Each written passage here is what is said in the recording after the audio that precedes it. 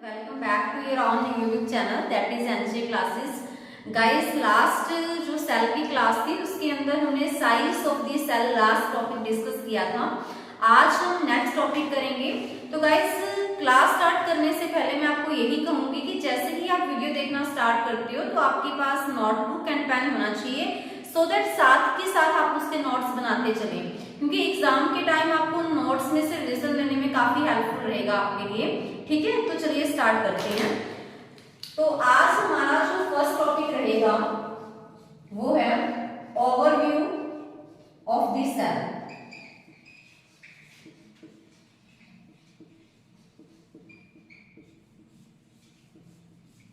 ठीक है, तो देखिए सबसे पहले क्या हुआ था कि अनियन पील सेल्स को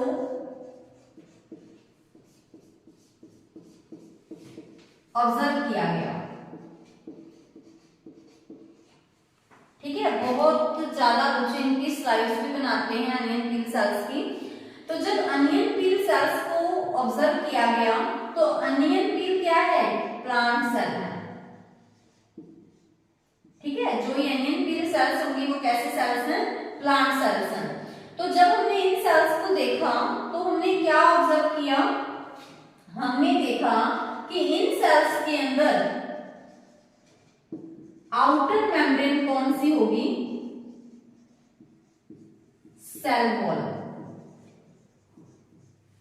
ठीक है, सेकेंड थिंग हमने क्या देखी कि जो ये सेल्स है ना अनियन पील सेल, इनके सेंटर में एक डेंस स्ट्रक्चर प्रेजेंट है और उस स्ट्रक्चर को हमने क्या नेम दिया? न्यूक्लियस। क्लियर? तो आपको देखो इन चीजों को ध्यान देना है कि जो अनियन पील सेल है प्लांट सेल है, और जब हमने उन सेल्स को माइक्रोस्कोप में देखा तो हमने क्या चीज देखी कि इन सेल्स के जो बाहर वाली कवरिंग क्या देखी? हमने सेल वॉल देखी। तो इससे हमें ये आइडिया हुआ कि प्लांट सेल के अंदर आउटर कवरिंग का नेम क्या है? Cell wall. ठीक है, और इनके अंदर हमें एक डेंस स्ट्रक्चर दिखा जिसको हमने किसका नाम दिया? न्यूक्लियस का। ठीक है, तो इट मींस प्लांट सेल के अंदर cell wall outer structure membrane होगी और इनके अंदर क्या प्रेजेंट होगा? न्यूक्लियस प्रेजेंट होगा। सेकेंड थिंग, हमने चीक सेल्स को ऑब्जर्व किया। देन हमने क्या देखा? चीक सेल बताओ कि क्या होती है? ये एनिमल सेल है ये। ठीक है, तो चीक सेल एनिमल की सेल है। तो हमने क्या देखा कि इन सेल्स के अंदर आउटर कवरिंग की फॉर्म में क्या प्रेजेंट है? Cell membrane.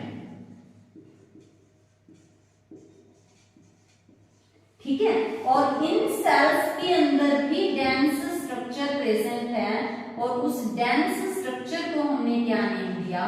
न्यूक्लियस। क्लियर है? तो इससे आपको ये आइडिया हो जाना चाहिए कि प्लांट सेल के अंदर तो सबसे बाहर वाली कवरिंग क्या है? Cell wall. क्योंकि सबसे बाहर वाली कवरिंग सेल वॉल है, क्योंकि प्लांट सेल के अंदर एक और कवरिंग भी है सेल वॉल के इनसाइड जिसको हम सेल मेम्ब्रेन बोलते हैं। ठीक है, और एनिमल सेल के अंदर सबसे बाहर वाली कवरिंग क्या रहेगी? Cell membrane. और वैसे भी एक ही कवरिंग होती है उनके अंदर, और इसी सेल मेम्ब्रेन को हम एक और नेम देते हैं जिसका नेम क्या है? Plasma membrane. और इसी प्लाज्मा मेम्ब्रेन का नेम है प्लाज्मा लेमा। क्लियर है? और एक चीज और देखिएगा कि प्लांट सेल है चाहे एनिमल सेल है, न्यूक्लियस तो हमें दोनों के अंदर ही देखने को मिला ना। क्लियर है? तो अभी ये क्वेश्चन भी नोट कीजिएगा कि जो न्यूक्लियस है, न्यूक्लियस की डिस्कवरी किसने की? तो न्यूक्लियस की डिस्कवरी की थी गाइस रॉबर्ट ब्राउन ने। तो न्यूक्लियस की डिस्कवरी किसने की? रॉबर्ट ब्राउन ने। तो अभी तक हमने 3 साइंटिस्ट के बारे में डिस्कस किया है। फर्स्ट डेड सेल की डिस्कवरी किसने की थी? रॉबर्ट हुक ने। फर्स्ट लिविंग सेल की डिस्कवरी किसने की थी? एंटोन वैन लीeuwenhoek ने। एंड अगर हम बात करें न्यूक्लियस के बारे में, तो न्यूक्लियस की डिस्कवरी किसने की थी? रॉबर्ट ब्राउन ने। तो गाइस मैंने वैसे जो क्वेश्चंस थे लास्ट लेक्चर के वो टेलीग्राम ग्रुप में भी शेयर किए थे, तो आई थिंक आप सभी ने वहां से क्वेश्चन प्रैक्टिस भी किए होंगे। तो चलिए नेक्स्ट करते हैं, नेक्स्ट स्लाइड। गाइस चलिए नेक्स्ट करते हैं हम कंपोनेंट्स ऑफ द सेल। यानी कि अभी हमें ये देखना है कि सेल के अंदर क्या क्या कंपोनेंट्स होते हैं। क्लियर? तो देखिए सेल के अंदर बेसिकली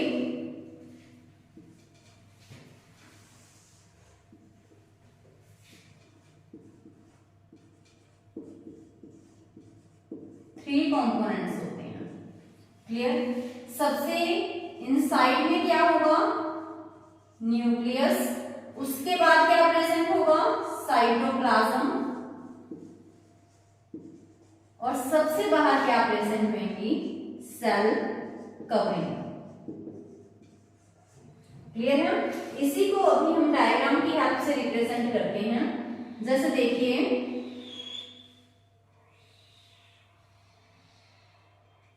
सबसे सेंटर में क्या प्रेजेंट होगा?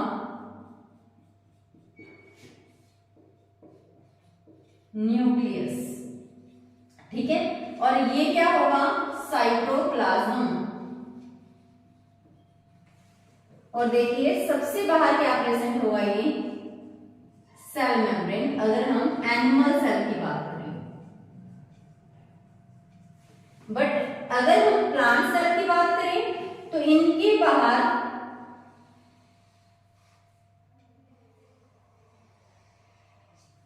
एक और कवरिंग प्रेजेंट होगी जिसको अभी हम बना रहे हैं। तो इस कवरिंग का नाम क्या होगा? Cell wall. क्लियर है? अगर हम एनिमल सेल की बात करें तो सबसे बाहर वाली कवरिंग सेल मेम्ब्रेन है, बट अगर हम प्लांट सेल की बात करें तो सबसे बाहर वाली कवरिंग क्या है? सेल वॉल है। तो यानी कि सेल के अंदर बेसिकली 3 कंपोनेंट्स हैं। सबसे अंदर न्यूक्लियस, फिर साइटोप्लाज्म, फिर मेम्ब्रेन। तो देखो ये मेम्ब्रेन है, ये न्यूक्लियस है, और उनके बीच वाला ये क्या है? साइटोप्लाज्म। तो अगर हम इनसाइड से आउटसाइड की तरफ चलें तो सबसे पहले सीरीज में आएगा न्यूक्लियस, फिर साइटोप्लाज्म और फिर मेम्ब्रेन। तो इसी को अभी हम लिख लेते हैं। सबसे सेंटर में न्यूक्लियस, और न्यूक्लियस के बाद क्या आएगा? साइटोप्लाज्म। साइटोप्लाज्म के बाद क्या आएंगी? सेल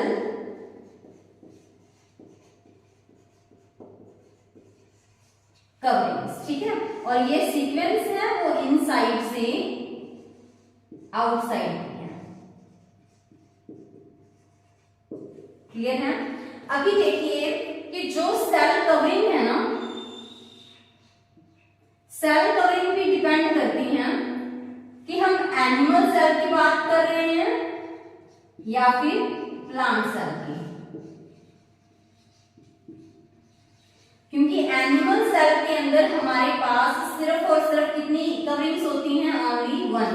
बट प्लांट सेल के अंदर हमारे पास कितनी कवरिंग होंगी? 2।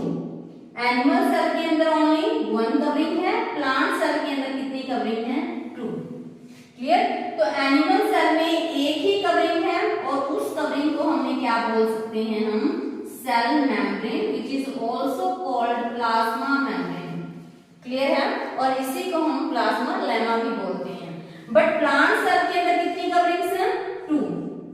तो अगर 2 कवरिंग है तो एक इनर कवरिंग होगी और एक आउटर कवरिंग होगी। जो इनर कवरिंग है और एक आउटर है। जो इनर कवरिंग है ना, इनर कवरिंग को हम क्या बोलेंगे? Cell membrane. और जो आउटर कवरिंग है which is called cell wall. ठीक है? अभी जो हमने किया ये बेसिक कर रहे हैं हम फ्लो चार्ट की फॉर्म में। सबसे पहले देखें तो सही कि सेल के अंदर होता क्या है। इसके बाद हम हर एक पार्ट को इंडिविजुअली डिस्कस करेंगे। क्लियर है? तो देखिए nucleus, cytoplasm, cell covering. Cell covering अगर देखिए एनिमल सेल के अंदर एक ही होती है which is called cell membrane, but plant cell के अंदर 2 होती हैं, inner one that is called cell membrane और बाहर वाली क्या होगी, सेल वॉल। तभी मैंने बोला था कि अगर हम एनिमल सेल की बात करें तो हम सिर्फ इतना बनाएंगे रेड बाउंड्री तक, ठीक है, क्योंकि यहाँ पे सिर्फ और सिर्फ सेल मेम्ब्रेन होगी। बट अगर हम प्लांट सेल की बात करें तो हम सेल वॉल भी बनाएंगे, तो सेल वॉल की वजह से जो सेल मेम्ब्रेन है वो इनर कवरिंग बन जाएगी। आफ्टर दैट देखिए साइटोप्लाज्म, ठीक है। साइटोप्लाज्म के 3 पार्ट्स होते हैं हमारे पास। एक तो होता है साइटोसोल, दूसरा सेल ऑर्गेनेलिस, तीसरा सेल इंक्लूजन्स। क्लियर है? कितने पार्ट्स हैं हमारे पास यहाँ पे? 3, cytosol, cell organelles and cell inclusions. किसके पार्ट हैं गाइस ये? साइटोप्लाज्म के। देखो सेल कवरिंग हमने डिस्कस कर लिया, जो मैं साइटोप्लाज्म इस पार्ट की बात कर रही हूँ, तो जो ये साइटोप्लाज्म है ना, इस साइटोप्लाज्म के अंदर 3 पार्ट्स हैं। कौन कौन से? Cytosol, cell organelles and cell inclusions, ठीक है। तो साइटोसोल क्या होता है? अभी देखिए जो ये साइटोप्लाज्म है, इस साइटोप्लाज्म के अंदर एक लिक्विड होगा और उस लिक्विड को हम क्या कह देते हैं? साइटोसोल। क्या बोलेंगे उसको हम? साइटोसोल। तो साइटोसोल क्या है? साइटोसोल लिक्विड है जो कहां प्रेजेंट होगा? साइटोप्लाज्म के अंदर। साइटोप्लाज्म के अंदर जो लिक्विड होगा, जिसको मैंने ऐसे डॉट की फॉर्म में ऐसे रिप्रेजेंट किया है यहाँ पे, तो दैट इज कॉल्ड साइटोसोल। अभी देखिए सेल इंक्लूजन्स क्या होते हैं और सेल ऑर्गेनेलिस क्या होते हैं। तो देखिए साइटोप्लाज्म वाले पार्ट के अंदर ना यहाँ पे काफी सारी सेल ऑर्गेनेलिस प्रेजेंट होती हैं, जैसे कि मैंने यहाँ पे इस तरह से क्या दिखा दिया, हमने यहाँ पे माइटोकॉन्ड्रिया दिखा दिया, ठीक है। हमने यहाँ पे और क्या दिखा सकते हैं? ये राइबोसोम्स दिखा दिए, ठीक है। ऐसे ही यहाँ पे गोल्जी बॉडी, एंडोप्लाज्मिक रेटिकुलम इस तरह से प्रेजेंट होते हैं। क्लियर है? तो ऐसे में हम कह सकते हैं कि सेल ऑर्गेनेलिस क्या होते हैं? बताइए सेल ऑर्गेनेलिस क्या होंगे? साइटोप्लाज्म के अंदर जो लिविंग स्ट्रक्चर्स प्रेजेंट होते हैं उनको हम क्या कह देते हैं? Cell organelles. और सेल इंक्लूजन्स क्या होंगी? जो नॉन लिविंग स्ट्रक्चर्स होते हैं उनको हम कहेंगे सेल ऑर्गेनेलिस। जैसे कि सेल के अंदर, साइटोप्लाज्म के अंदर अगर रिजर्व फूड है तो वो किसके अंदर आएगा? सेल इंक्लूजन्स में। अगर हम बात करें माइटोकॉन्ड्रिया की, गोल्जी बॉडी की, है ना, तो वो सब किसके अंदर आएंगे? ER means endoplasmic reticulum, Golgi body, mitochondria, ribosomes, तो ये सब किसके अंदर आते हैं? सेल ऑर्गेनेलिस में।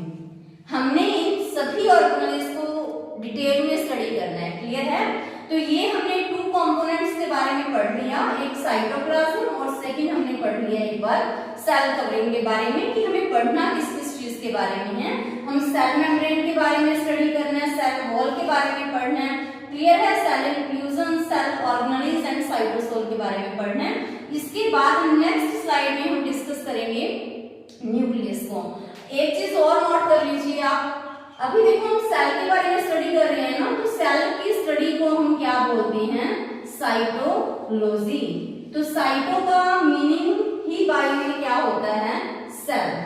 तो कहीं पे भी साइटो वर्ड आ जाए तो उसका मतलब क्या होगा? सेल। आई थिंक आप समझ के चलिए देखते हैं न्यूक्लियस के बारे में।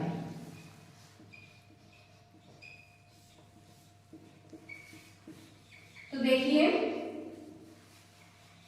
न्यूक्लियस क्या होता है।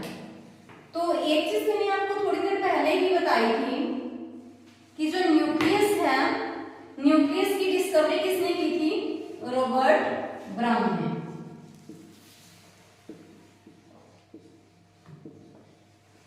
क्लियर है? और न्यूक्लियस को क्या कहा जाता है? कंट्रोलर ऑफ द सेल कहा जाता है। क्यों कहा जाता है इसको कंट्रोलर ऑफ द सेल? क्योंकि ये इनहेरिटेंस को कंट्रोल करता है। ठीक है, ये किसको कंट्रोल करता है? इनहेरिटेंस को। ठीक है, अभी देखिए कि अगर मैं जैसे ये न्यूक्लियस बनाऊं, क्लियर है, तो न्यूक्लियस की कितनी मेम्ब्रेन होती हैं जनरली? 2 मेम्ब्रेन। अभी देखो हम डिटेल में स्टडी कर रहे हैं इसको, क्योंकि अभी मैं सिर्फ आपको एक ओवरव्यू दे रही हूँ कि फ्लो चार्ट कर रहे हैं हम सिर्फ इस चैप्टर का, कि सेल के अंदर 3 कंपोनेंट हैं, सेल साइटोप्लाज्म, न्यूक्लियस और सेल कवरिंग। ठीक है, तो इससे आपको एक बेसिक आइडिया हो जाएगा कि हमें पढ़ना किन किन टॉपिक्स को है। 1 बाय 1 हम इसके बाद स्टडी करेंगे इन टॉपिक्स को डिटेल में। सो जनरली अगर हम देखें तो सेल के अंदर न्यूक्लियस है और न्यूक्लियस के अंदर 2 मेम्ब्रेन है। ये आउटर न्यूक्लियर मेम्ब्रेन और ये क्या हो जाएगी हमारे पास? Inner nuclear membrane. Outer nuclear membrane और ये क्या हो जाएगी हमारे पास? Inner nuclear membrane. ठीक है, और यहाँ पे जो लिक्विड होगा उसको हम क्या कहेंगे? न्यूक्लियोप्लाज्म। क्लियर है इतना आपको? अभी देखिए जो ये न्यूक्लियस है ना, इस न्यूक्लियस के अंदर हमें क्या दिखेंगे? क्रोमोसोम। ठीक है, इस न्यूक्लियस के अंदर क्या प्रेजेंट होते हैं? क्रोमोसोम। और अगर हम बात करें in case of human beings, तो नॉर्मली सेल के अंदर कितने क्रोमोसोम प्रेजेंट होते हैं? 2n is equal to 46। तो 2n का मतलब यहाँ पे क्या होगा? डिप्लॉइड। डिप्लॉइड सेल जो n है यहाँ पे प्लॉइडी को रिप्रेजेंट करता है। सो अगर यहाँ पे 2n है तो इसका मतलब है कि सेल क्या है हमारे पास? डिप्लॉइड है। और डिप्लॉइड सेल्स के अंदर नंबर ऑफ क्रोमोसोम्स कितने हैं? 46। तो देखिए जो ये क्रोमोसोम है, इस क्रोमोसोम के अंदर ऐसे थ्रेड लाइक स्ट्रक्चर प्रेजेंट होते हैं। ठीक है, तो अगर हमने क्रोमोसोम को थोड़ा इलाज करके देखा तो हमने क्या देखा कि इस क्रोमोसोम के अंदर थ्रेड लाइक स्ट्रक्चर प्रेजेंट हैं और उन थ्रेड लाइक स्ट्रक्चर्स को हम क्या कहते हैं? क्रोमैटिन। तो क्रोमैटिन क्या है? Thread like structures. ठीक है, और फिर हमने क्या किया? हमने इस क्रोमैटिन को देखा, तो क्रोमैटिन तो एक थ्रेड लाइक स्ट्रक्चर है, तो कुछ ऐसा दिख रहा होगा हमें। ठीक है, और इस क्रोमैटिन के अंदर बीच बीच में ना ऐसे कहीं पे क्या प्रेजेंट है? बीड्स प्रेजेंट है इस तरह से, जैसे माला में होती है ना मोती, तो ऐसे ही हमें यहाँ दिखा कि एक थ्रेड था जो रेड कलर का मैंने बनाया है क्रोमैटिन को, और उस क्रोमैटिन के अंदर मुझे क्या दिख रहा है? ऐसे बीड लाइक स्ट्रक्चर दिख रहे हैं, और वो बीड लाइक स्ट्रक्चर क्या है? न्यूक्लियोसोम। क्लियर है? तो देखिए सबसे पहले हमने न्यूक्लियस लिया। देखो वैसे तो देखा जाए बाहर मेम्ब्रेन है, उसके अंदर साइटोप्लाज्म है, साइटोप्लाज्म के अंदर न्यूक्लियस है, न्यूक्लियस की भी 2 मेम्ब्रेन है, और देखा जाए न्यूक्लियस के अंदर क्या प्रेजेंट रहेगा? क्रोमोसोम। क्रोमोसोम किससे मिलके बना है? क्रोमैटिन से। क्योंकि जो क्रोमैटिन फाइबर है ना, उसके कंडेंसेशन से ही तो क्रोमोसोम बना है। जो ये क्रोमैटिन फाइबर है, इस फाइबर के अंदर हमें क्या दिखे? बीड लाइक स्ट्रक्चर दिखे, और वो बीड लाइक स्ट्रक्चर क्या है हमारे पास? न्यूक्लियोसोम है। क्लियर है? और अभी देखिए जो ये न्यूक्लियोसोम है, ये न्यूक्लियोसोम किससे मिलके बना होगा? DNA plus proteins. DNA plus proteins, और प्रोटीन्स क्या प्रेजेंट होते हैं यहाँ पे? Histone proteins. कौन से प्रोटीन्स प्रेजेंट रहेंगे यहाँ पे? Histone proteins. ठीक है, और गाइस इस चीज को ध्यान दीजिएगा कि जो यहाँ पे हिस्टोन प्रोटीन प्रेजेंट है वो हिस्टोन प्रोटीन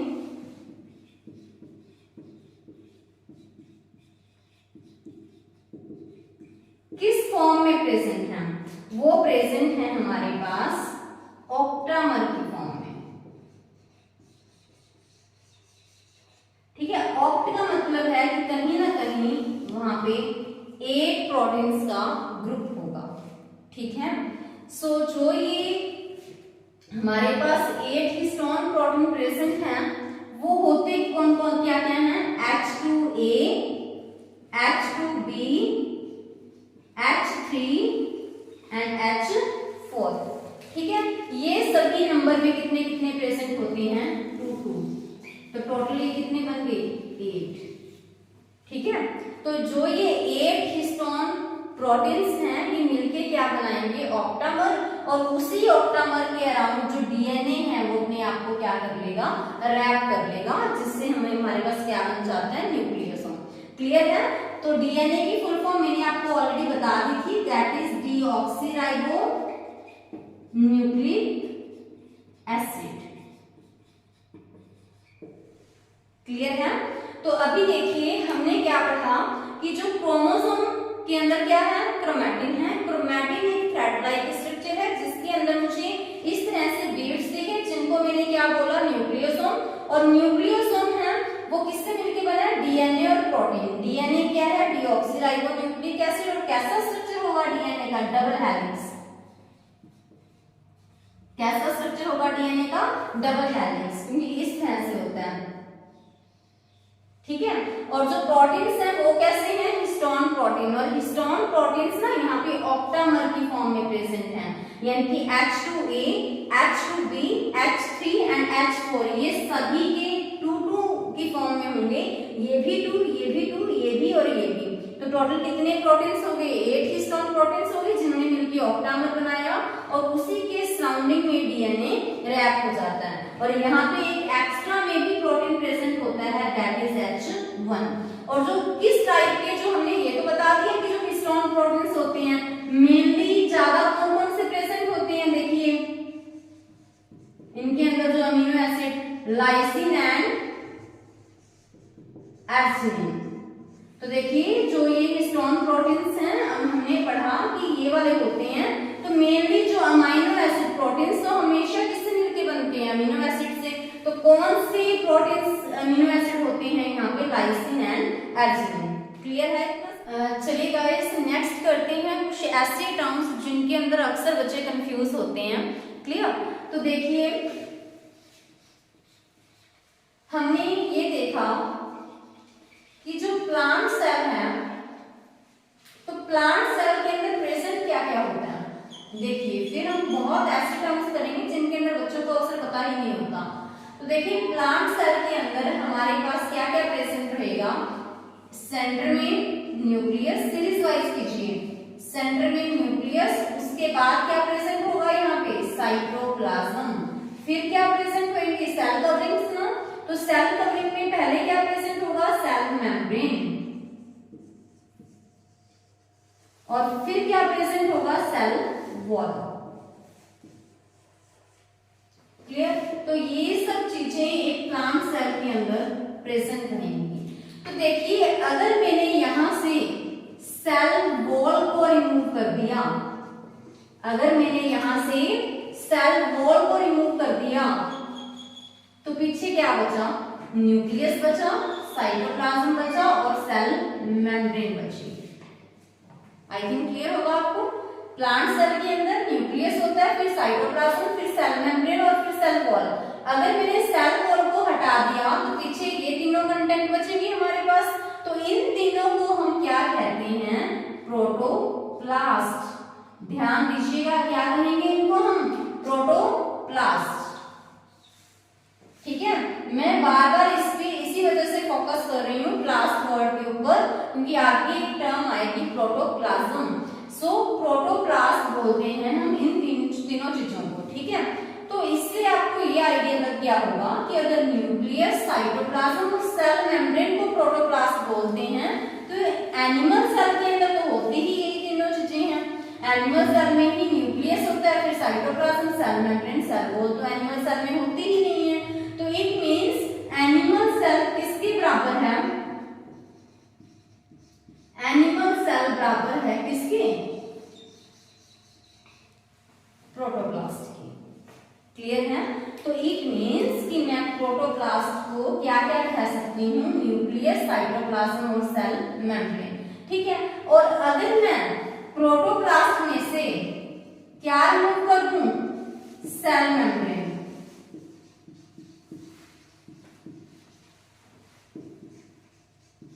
सेल मेम्ब्रेन, ठीक है, ये तीनों चीजें हैं। तो अगर मैं यहां से सेल मेम्ब्रेन को रिमूव कर दूं तो पीछे क्या बचा हमारे पास? न्यूक्लियस और साइटोप्लाज्म। ठीक है। और न्यूक्लियस और साइटोप्लाज्म मिलके क्या बनाएंगे? ये बनाएंगे प्रोटोप्लाज्म। ठीक है, ये क्या बनाएंगे? प्रोटोप्लाज्म। तो यानी प्रोटोप्लाज्म के अंदर ये दोनों टर्म्स आएंगी। प्रोटोप्लास्ट के अंदर न्यूक्लियस, साइटोप्लाज्म और सेल मेम्ब्रेन। और इजीली अगर आपको याद रखना है तो बस आप ये ध्यान रखिए कि प्रोटोप्लास्ट एनिमल सेल होती है। तो एनिमल सेल में तो हमें पता ही है कि सेल वॉल तो होगी नहीं, तो यही तीनों होंगी। प्रोटोप्लाज्म क्या होगा? Nucleus plus cytoplasm. तो दोनों टर्म्स में आपको डिफरेंस पता लग गया होगा। तो प्रोटोप्लाज्म में न्यूक्लियस होता है और साइटोप्लाज्म होता है। और अगर मैं यहां से प्रोटोप्लाज्म में से क्या माइनस कर दूं? न्यूक्लियस को। तो प्रोटोप्लाज्म में से अगर हमने न्यूक्लियस को माइनस कर दिया गाइस, तो पीछे हमारे पास क्या बचेगा? साइटोप्लाज्म।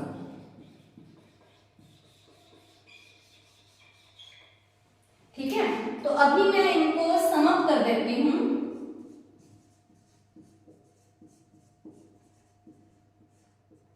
कि जो प्रोटोप्लास्ट है, प्रोटोप्लास्ट में से अगर मैं क्या माइनस कर दूं? सेल मेम्ब्रेन, तो हमारे पास क्या बचेगा? बताइए। प्रोटोप्लाज्म। ठीक है। और प्रोटोप्लाज्म में से अगर मैं न्यूक्लियस को माइनस कर दूं तो हमारे पास क्या बचेगा? साइटोप्लाज्म। ठीक है। तो कई बार क्या होता है कि एमसीक्यूज में ये डायरेक्ट रिलेशन पूछ लिए जाते हैं, सो आपको पता होना चाहिए। ठीक है। और अगर हम प्लांट सेल में से क्या माइनस कर दें? सेल वॉल, तो पीछे क्या बचेगा हमारे पास? प्रोटोप्लास्ट। और protoplast is equal to animal cell.